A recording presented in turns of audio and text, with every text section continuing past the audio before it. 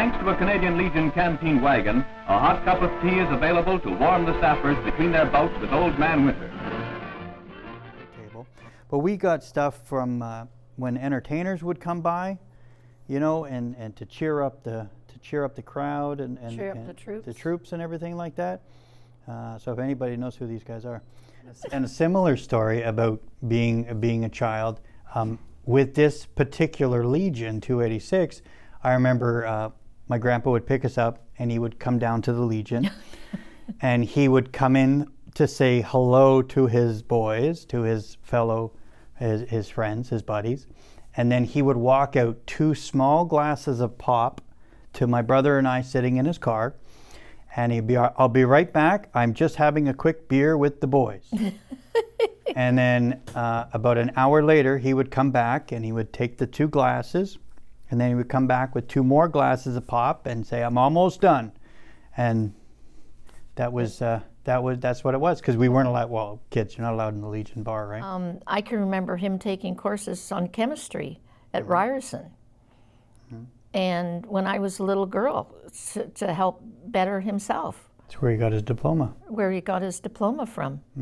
And he was just, like, when he stood us up to get pictures taken, we would stand in the bright sunlight, have tears coming down our faces, and he'd go, not the right light yet, just wait here a minute. And we would be like, oh, isn't the church service starting? Like, we've got our Easter hats on, you know?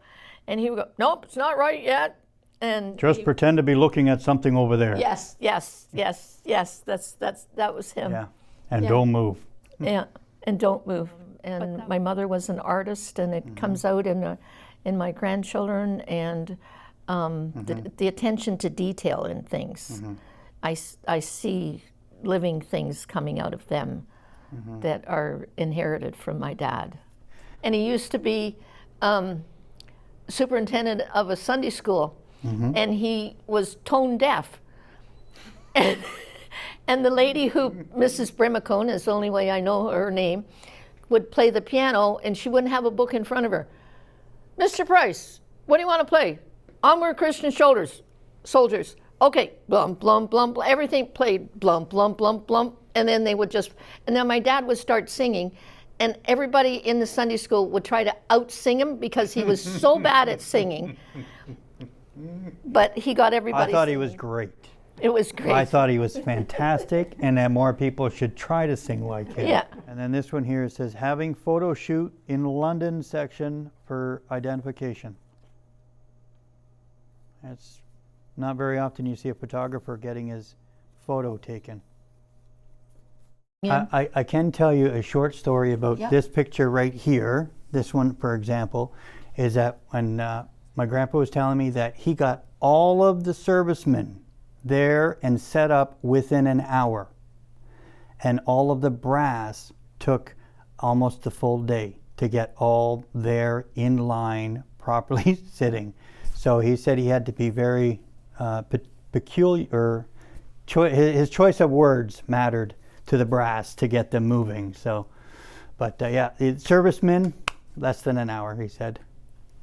Now let's go back to those pictures, because the craters, as you can tell, those are all the bombs that were dropped. And the only way that I can explain it to people that don't know it or that can't conceive it is the craters on a moon. If you look at the moon and you see the craters caused by little asteroids hitting it, that's the only way that I can explain it. And then when I usually use that analogy for kids so that they can get a picture of it, so they understand it better. And as soon as they do, they're just amazed at how the devastation that something like that could do.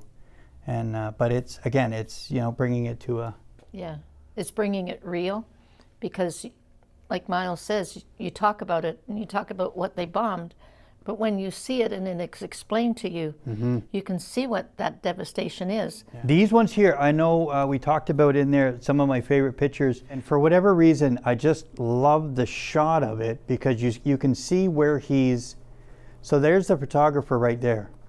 There's your gunner, right above him. He's laying down on his belly, and then he's taking the shots, and that's what he sees. That's what he's looking out of. That's his little world right there.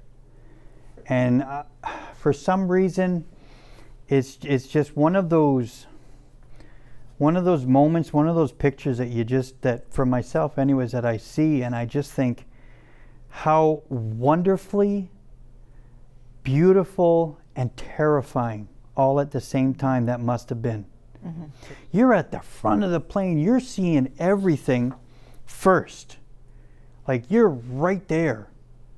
And that's all you. And then you got to remember that there's people on the ground that could be shooting back at you, or could be shooting up at you. And then that's the terrifying part of it. But the beauty of it, like if you just look at it for going, Grandpa and I had a relationship that I don't think a lot of grandpas and grandsons have, because I could ask anything and he wouldn't, a lot of stuff he wouldn't tell me. Like, if I asked about the war and everything like that, and he'd always say, I did what I did, I went where I went, and I am here today to make sure that you are here today. And that's all I want to tell you. Like the veterans that walked those walks, that carried the packs, that wore the helmets, that carried the guns, that all of this stuff, that had to take the pictures, jumped in the water, like even on the boats and storming the beach. And this is just a small example. And there's and pictures here. There's pictures here that you see in the War Museum in Ottawa. Mm-hmm. You see in the aviation in Ottawa. You see in the museum at Camp Borden. He went back with Reverend Keith Cadell was one of the people. He was a padre here as well. And he was a priest at St. John's Anglican Church and was a padre here. And they went back for one anniversary at Juno Beach. Mm-hmm. And he was in the color party in that trip that they went. And the only thing I said, how was the trip? He said, you'd have to be a stone not to be affected. Just walking the path, redoing the path. He said, you'd have to be a stone. And that's all he'd say about it. So we just looked at his pictures, didn't talk to him about it, and just let him have his time. And he died in his 79th year, so close to 80, but passed away in February the 22nd. He succumbed to his injuries, his war injuries, because there's lead in the camera. The flash. Nobody knew that. And the camera that was held up to his eye, whatever it was there, he got the tumor behind that eye. And that's what he passed of. Well, thank you. Thank you for coming and feeling that his legacy is important. That it matters. That it matters. Because it matters to us. And for anybody out there that has similar stories, please tell them. We'll listen. Yeah. We promise we'll listen. It's stories need to be told. Yeah. Things like this. There's thousands of men like my grandpa out there that have similar stories, that have led similar lives.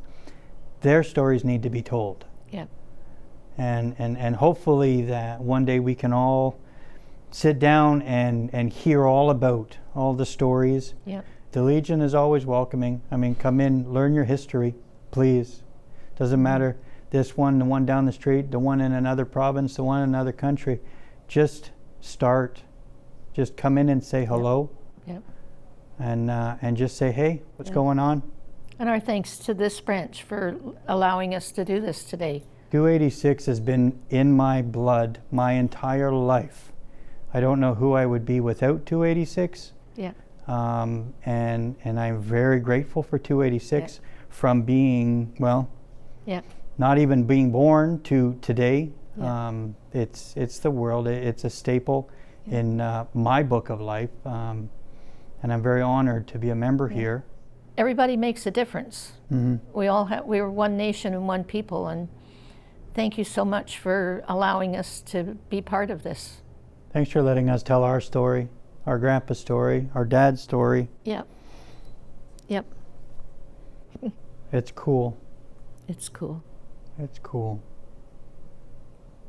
Grandpa would be proud. Grandpa's standing with us.